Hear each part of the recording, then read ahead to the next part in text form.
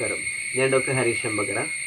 ഇന്ന് നമ്മൾ ചർച്ച ചെയ്യുന്ന പ്രാക്ടിക്കൽ മാർഷൽ ആർട്സിൽ സബ്ജക്റ്റ് എന്ന് പറഞ്ഞു കഴിഞ്ഞാൽ, പണ്ട് പറഞ്ഞു കേട്ടിട്ടില്ലേ, ഏറ്റവും വലിയ ട്രിക്ക് എന്ന് പറയുന്നത് ഏറ്റവും സിമ്പിളായിരിക്കും.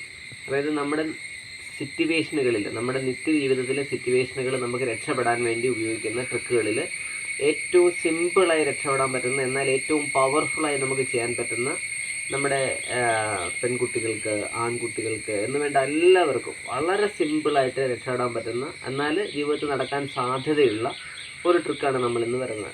വളരെ സിമ്പിളായിട്ട് നമുക്ക് എങ്ങനെ ചെയ്യാൻ പറ്റുമെന്നുള്ളത് കാണിച്ചു തരാം. അതിൻ്റെ എഫക്റ്റ് എങ്ങനെയാണെന്ന് നിങ്ങൾ തന്നെ നിർണ്ണയിക്കുക. നേരെ വീഡിയോയിലേക്ക്. ഇത് നമ്മുടെ മുന്നിൽ നിന്ന് പിടിക്കുന്ന ബിയർ ഹഗിനുള്ള ഒരു ടെക്നിക്കാണ്. വളരെ ഡേഞ്ചറാണ്. പിടിക്കുമ്പോൾ നമ്മളൊന്ന് കുനിഞ്ഞു കൊടുക്കുക, നെറ്റി കൊണ്ട് ഒപ്പോണൻറ്റിൻ്റെ നെഞ്ചിലിടിക്കുക. അപ്പോൾ അകലം നന്നായിട്ട് വരുന്ന കണ്ടോ, അതിനൊപ്പം ഗ്രോവിന് അറ്റാക്ക് ചെയ്യുക.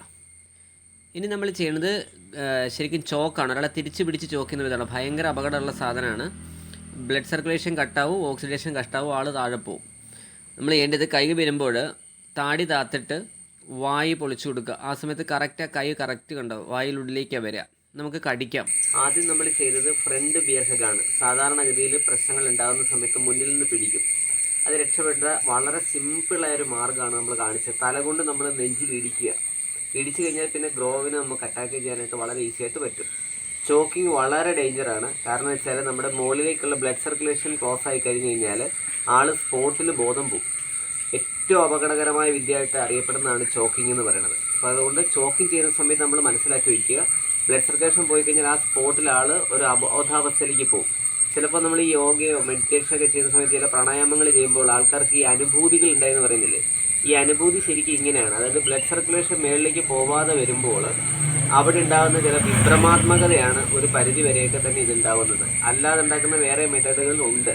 പക്ഷെ ഇതിൽ 90% കേസുകൾ നമ്മളിവിടെ ലോക്കൽ ഗുരുക്കന്മാരില്ലേ, അവർ പഠിപ്പിക്കുന്ന പല പ്രാണായാമങ്ങൾക്കകത്ത് കിട്ടുന്ന അനുഭൂതികളായിട്ടൊക്കെ ആൾക്കാർ വിറയ്ക്കുന്നത് കാണത്തില്ലേ, താഴെ പോകുന്നതും ബോധം കിടുന്നതും കാണാം. അതെല്ലാം വളരെ വളരെ കൃത്യമായിട്ട് നിങ്ങൾ മനസ്സിലാക്കിയോ.